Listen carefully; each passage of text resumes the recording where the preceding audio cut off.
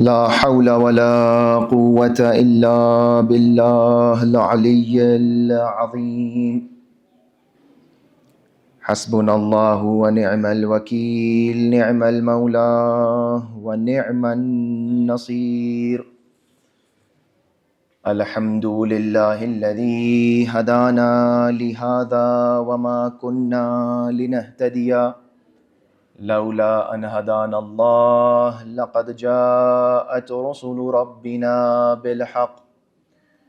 ثم الصلاة والسلام على النبي الأمي القرشي الهاشمي العربي المكي الخاتم لما سبق والفاتح لمن غلق، المعلن الحق بالحق، الذي سمي في السماء بأحمد وفي الأرضين بأبي القاسم مصطفى محمد.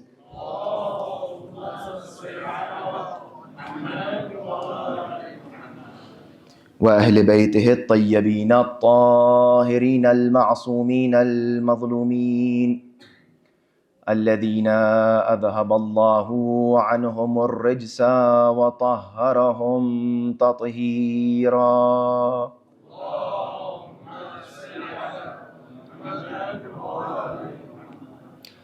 بهم نتولى ومن أعدائهم نتبرأ إلى الله، ثم اللعنة الدائمة على أعدائهم أجمعين، غاصبي حقوقهم منكري فضائلهم، من الآن إلى قيام يوم الدين. أما بعد، فقد قال الله تبارك وتعالى في القرآن المجيد والفرقان الحميد وقوله الحق: بسم الله الرحمن الرحيم. إذا جاءك المنافقون قالوا نشهد إنك لرسول الله والله يعلم إنك لرسوله والله يشهد إن المنافقين لكاذبون. صلوات الله محمد وآل محمد.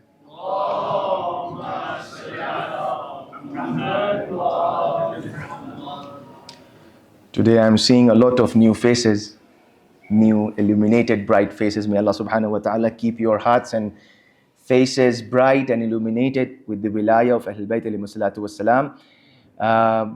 Just very quickly, for those who are today new, we are discussing Quran and ethical teachings, and we discussed a few things, and every night we are discussing a single issue, which is a vices of and a disease of the heart, or maybe an ethical problem which Quran tells us. Tonight we are going to discuss about hypocrisy, nifaq, munafiqat.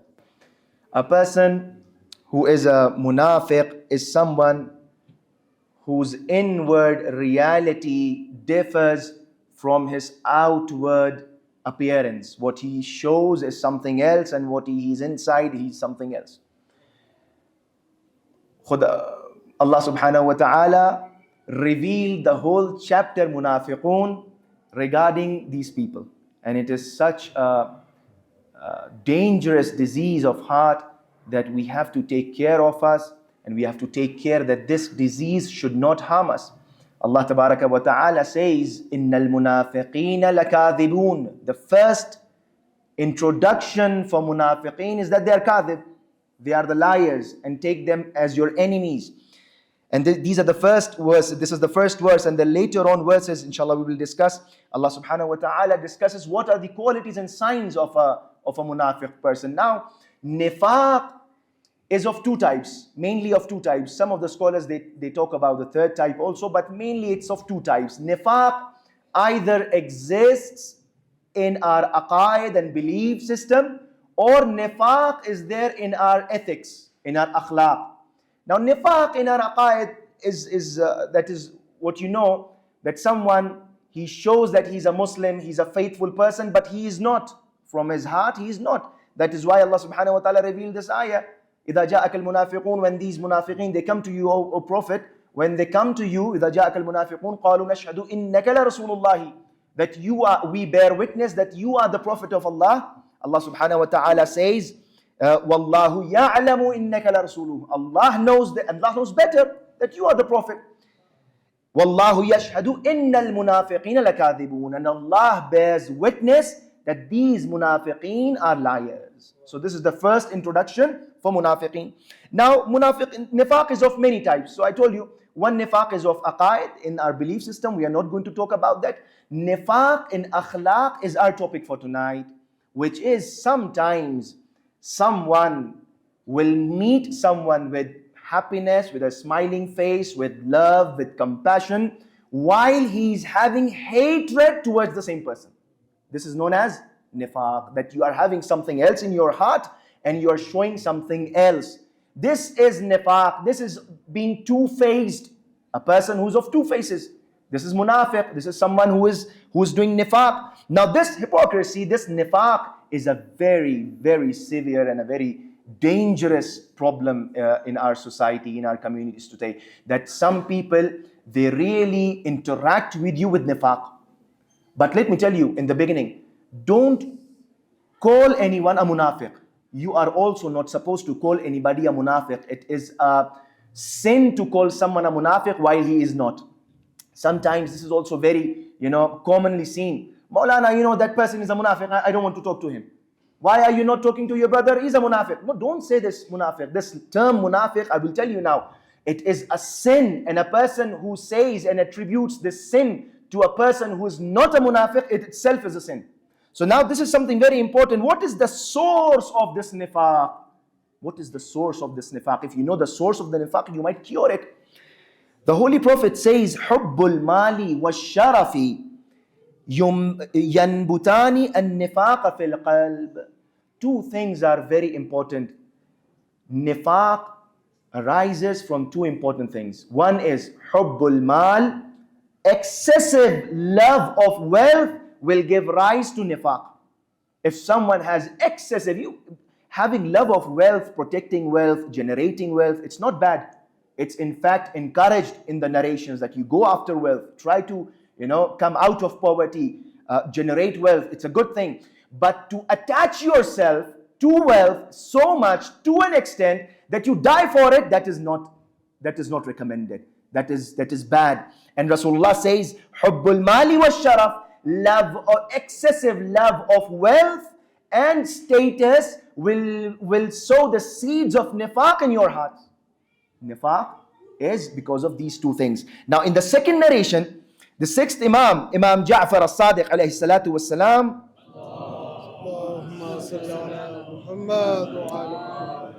talks about the third important thing, which is again a source of nifaq, munafiqat. Now sometimes, when I'm talking about these things, when I will be talking about the signs of nifaq or why, before reading these narrations, again, you have to be very careful, I don't want anybody to think, oh, Maulana is talking about these signs and I know these signs are in this person sitting next to me. Please don't do this. Don't think this. This is again something very bad. If a person thinks that, I don't have these signs, the person sitting behind me has these signs, I think you should take care of yourself more. You should take care of yourself more, because you are worried about these signs regarding the other person and you're not worried about yourself. This is something I'm talking about myself, and everybody has to look. Balil insanu ala nafsihi basira. I have been repeating this. Now, sixth Imam says, Iyakum wa mujalasat al-muluki wa abna'ud dunya. Beware, don't sit in the company of kings and political leaders and those who are worldly people. Abna'ud dunya. Don't sit with them. فَفِي ذَلِكَ ذِهَابُ دِينِكُمْ وَيُعْقِبُكُمْ نِفَاقًا. Because in these companies, in these sittings and gatherings, you will lose your deen and you will fall into nifaq. This is again very important. Some people, they try to show off, I have connections with the president, I have connections with the minister, I have connections with this and that. These are worldly people. Now, I don't want to discourage any profession here. Some politicians are really good people, good at heart, but majority of them are seen in bad conditions, worldly people. So Imam ﷺ warns us, yes, if you need something, you want to, go to them for your rights, for your legal rights, it's okay. But sometimes people like and they enjoy their company. Imam alayhi salatu wasalam is warning us, don't take them as your companions, because this is going to lead to nifaq in your lives. Now there are so many dangerous and harmful effects of nifaq in our lives. The first danger and the first effect that nifaq is going to have in our lives is that a person who is having nifaq in his heart loses dignity and honor. The Holy Prophet says, ذُو الْوَجْهَيْنِ لَا يَكُونُ وَجِيهًا. A person who is of two-faced person does not have any respect anywhere. Sometimes people do nifaq, they will meet you with a happy face as if he is our best friend. And the moment we turn, he's going to be stabbing us behind the back. This is something very bad. Today, if someone is behaving in this manner, has to take care of yourself. And one day this nifaq is going to appear. One day this nifaq is going to be apparent. People will know of this. Rasulullah says a person who is of two-faced has no respect among people. Then Imam alayhi salatu wasalam says, Iyaka wan nifaq. Second important effect, Iyaka wan nifaq. فَإِنَّ ذُو الْوَجْهَيْنِ لَا يَكُونُ وَجِيهًا عِنْدَ اللَّهِ. This two-faced person does not have any respect in the sight of Allah subhanahu wa ta'ala. Allahu Akbar. Whatever we do in this life is to gain respect of Allah, is to gain proximity and closeness to Allah. And this person, a munafiq, he is getting away from Allah. Allah subhanahu wa ta'ala does not, ignores him, does not have any respect. Third important thing, what type of punishment that this munafiq is going to receive. Now I'm just counting points because I know it is a very lengthy topic and I could not cover it in few nights. Third important thing, chapter Baqarah, verse number 10, Allah subhanahu wa ta'ala says, يُخَادِعُونَ اللَّهَ وَالَّذِينَ آمَنُوا وَمَا يَخْدَعُونَ إِلَّا أَنفُسَهُمْ وَمَا يَشْعُرُونَ. These people who are the munafiqeen and a hypocrite, he tries to deceive Allah and the faithful people. Now look how sometimes, these munafiqeen, people who behave in this nifaq, in the manner of nifaq, they think that the more nifaq they do, the more clever they are. Unfortunately, this is what is happening in our societies now.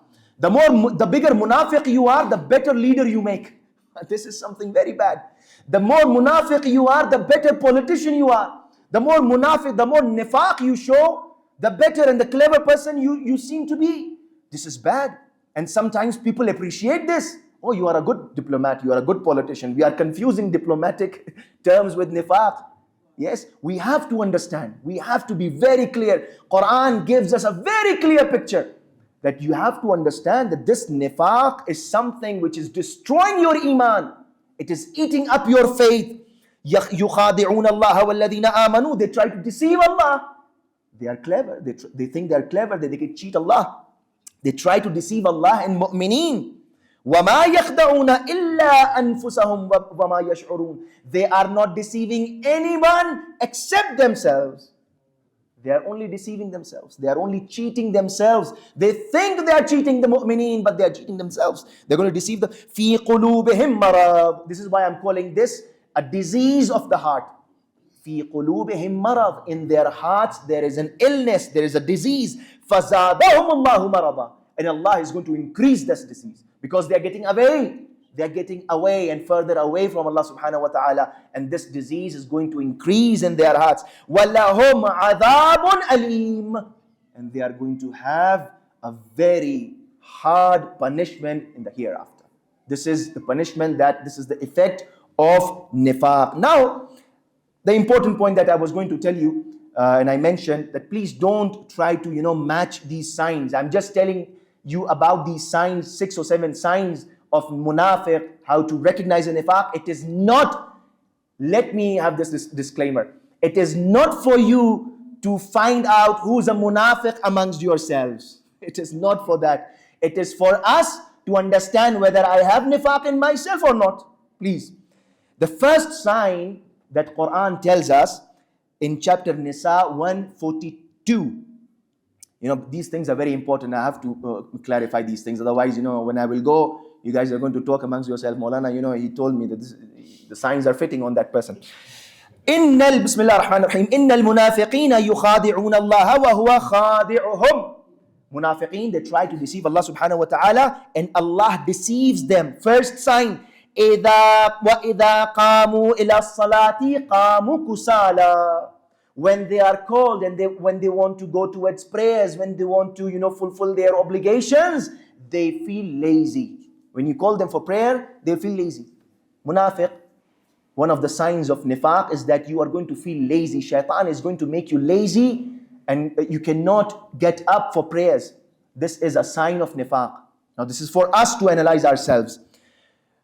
Second important sign, these people are going to show off. In the same ayah, yura'una nasa. They do things to show it to the people. They are not doing it out of ikhlas. They show it to show the other people. Yura'una nas. They're showing off. وَلَا يَذْكُرُونَ اللَّهَ إِلَّا قَلِيلًا. Third important sign is that they are only going to remember Allah very little. Sometimes you call them to, recite, pray in the mosque, or attend majlis or a'mal or whatever. They're going to show laziness. They're going to be lazy. This is one of the signs of nifaq for us to understand whether I am lazy towards my duties and obligations or not.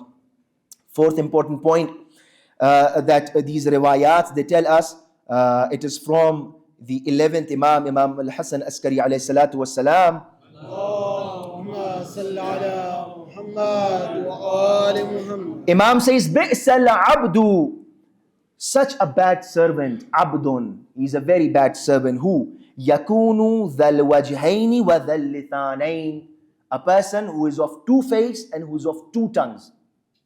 This is again a sign of a munafiq. He's having two faces and he's having two tongues. Yutri akhahu shahidan wa ya'kuluhu ghaiba.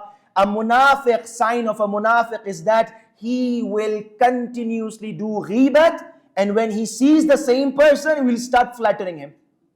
This is one of the signs of a munafiq. When I see my brother, I talk good about him on his face, and as soon as you turn your back, I start backbiting, I start doing ghibat. Imam says, bi'sal abdu abdun. Bi'sal abdu abdun. He's a very bad servant. Yakunu dhal wajhayn wa dhal lisanayn. With two faces and two tongues. As soon as he sees his brother, he starts flattering, talking good about him, as if he is the best lover and the best friend. Nobody is better than him for him. Wa ya'kuluhu ghaiban. And as soon as he's away, starts eating his flesh, doing ghibat. This is one of the signs. May Allah subhanahu wa ta'ala protect us all from these things. Fifth important sign of a munafiq, that surah, you have put the watch somewhere that I cannot see it properly. Now if I take more time, don't blame me, because this wire, it's blocking my view. Yes.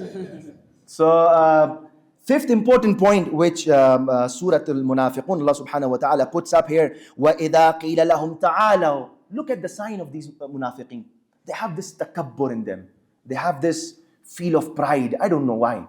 They have this pride. And you advise them, give them please, just think about yourself. Don't think about someone else. Please. I know it's bothering you. Don't think about someone else. Think about yourself. Am I like this? إِذَا قِيلَ لَهُمْ تَعَالَوْا يَسْتَغْفِرْ لَكُمْ رَسُولُ اللَّهِ. Come, Rasul will ask for your forgiveness to Allah subhanahu wa ta'ala. لَوَّوْا رُؤُوسَهُمْ. They're going to turn their heads. وَرَأَيْتَهُمْ يَصَدُّونَ وَهُمْ مُسْتَكْبِرُونَ. Arrogance. They will show utter arrogance. They're going to turn their faces as if they don't need the Holy Prophet, they don't need Quran, they don't need Allah subhanahu wa ta'ala, they don't need any piece of advice from you. They think that they know everything.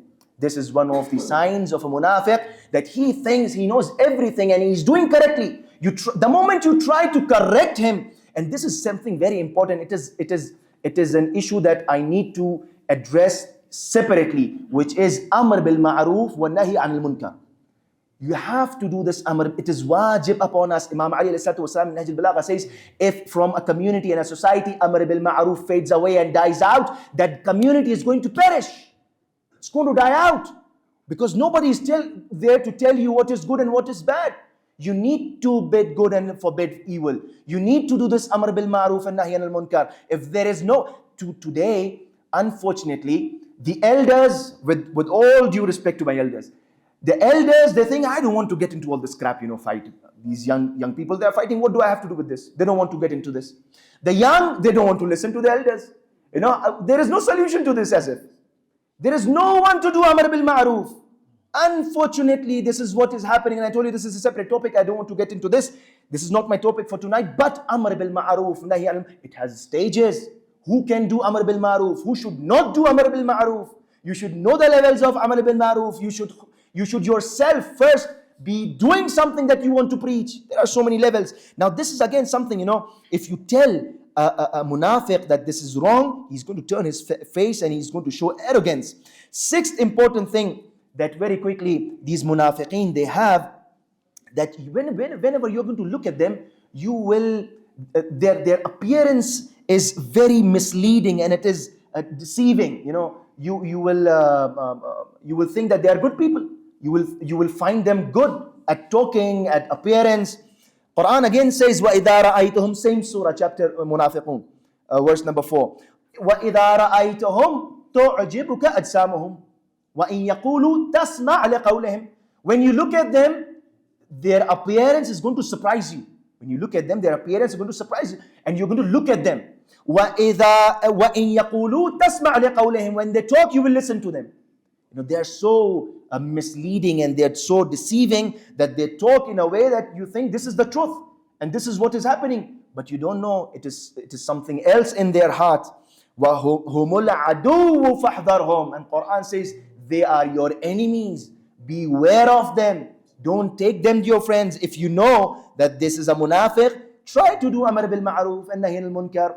And if you cannot, stay away from them. These are munafiqeen. Now there are some ways, very quickly, to cure this nifaq and to understand how can we, solve this problem. This is not something which is inbuilt. Remember this. This is not something, we were born with.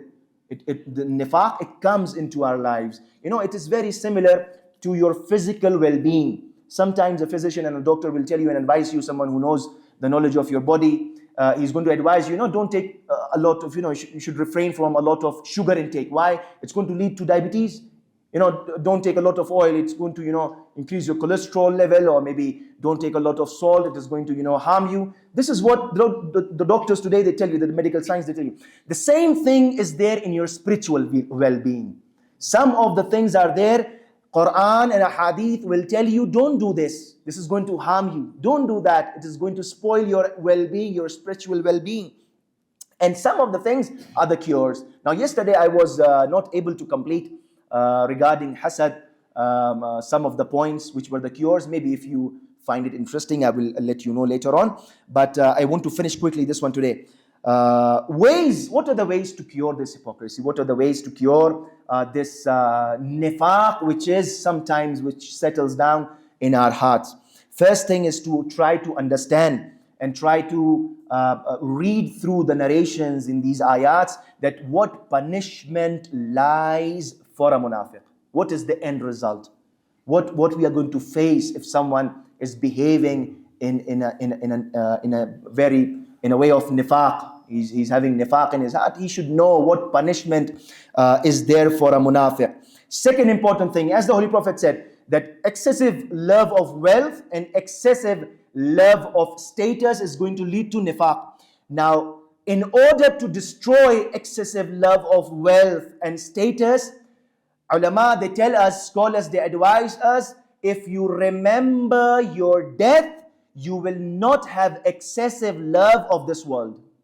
This is something very important. This is the cure. This is the solution to this problem. So in order to destroy the excessive love of wealth and fame and status, remember your death. And this remembrance of death is also going to eradicate and clean your heart from nifaq.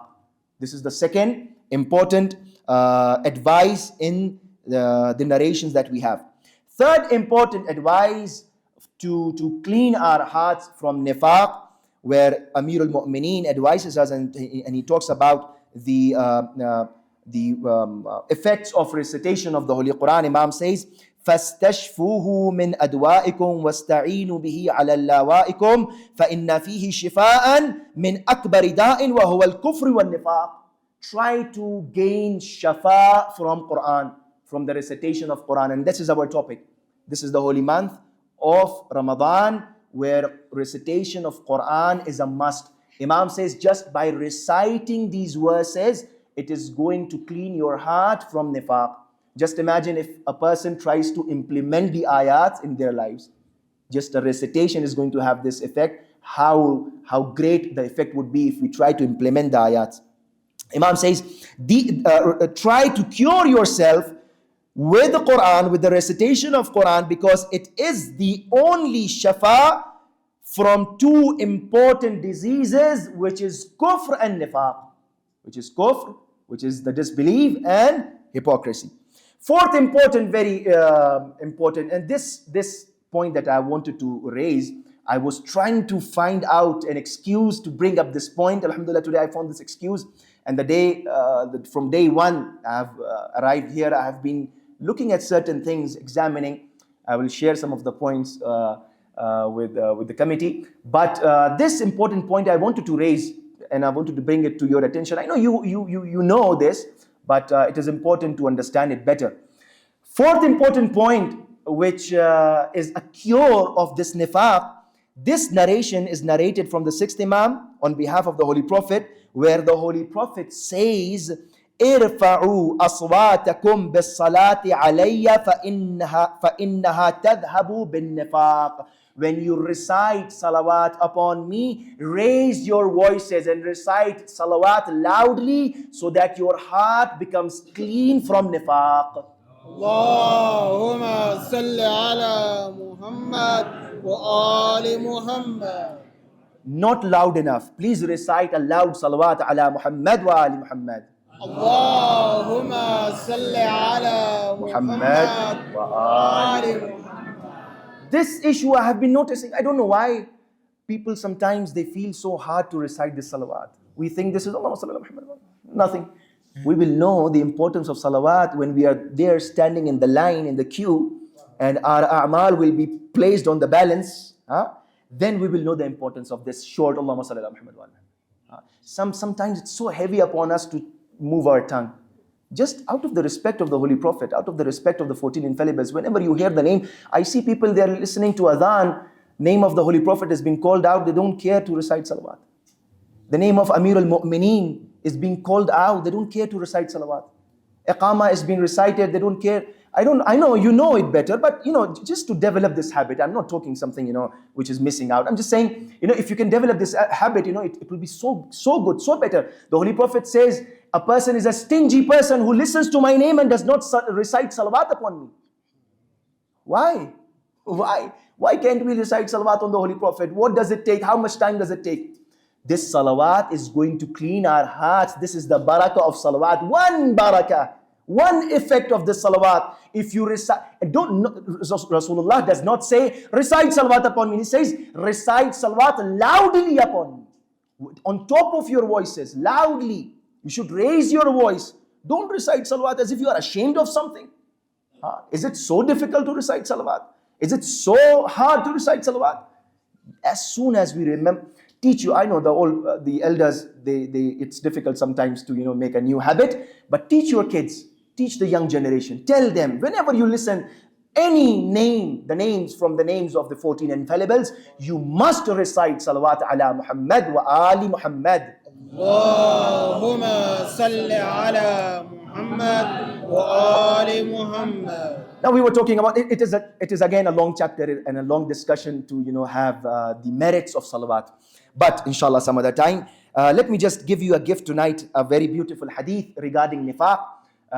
Once the Holy Prophet was sitting in the mosque with his companions all gathered around him, and later on Amir al-Mu'mineen enters the mosque, and people see Amir al-Mu'mineen entering the mosque. May Allah subhanahu wa ta'ala brings that time closer. We see Imam Zamana entering the mosque and we praying behind him, inshallah. Amir al-Mu'mineen, what a wonderful scene it would have been. And everybody knew where Amir al-Mu'mineen sits. Everybody knew what was the place of Amir al-Mu'mineen. So Amir al-Mu'mineen, when he was entering the mosque, people started giving him place because the Holy Prophet started making place for Amir al-Mu'mineen to sit beside him. So people knew that Prophet wanted him to sit next to him. So they started making place for Ali. alayhi salatu wasalam, and Imam Ali walked straight to Rasulullah and sat beside the Holy Prophet. Now, amongst the companions, two companions who were very famous regarding nifaq and munafiqat, they started talking about something. They started whispering into each other's ears. The Holy Prophet saw them whispering, and the Holy Prophet got annoyed and he said, "What are you doing? Why are you whispering into each other's ears?" Said, "Ya Rasulullah, we are talking about something." The Holy Prophet knew. And the effects of anger appeared. The riwayah said it appeared on his face. And he was angry and he said, "Beware and be known to everyone that nobody can enter." And Rasulullah takes an oath and he says, "By Allah subhanahu wa ta'ala, nobody can enter Jannah and heaven without my love. Nobody can enter Jannah without my love." And then Amirul Mu'minin is sitting beside him. And he said, "Nobody can love me without the love of Ali ibn Abi Talib." Salawat ala Muhammad wa ali Muhammad. Allahumma salli ala Muhammad wa ali Muhammad. And then the Holy Prophet says, "Ya Ali, hubbuka imanun wa bughdhuka nifaq." Oh Ali, iman, and your love is iman, and your hatred is nifaq.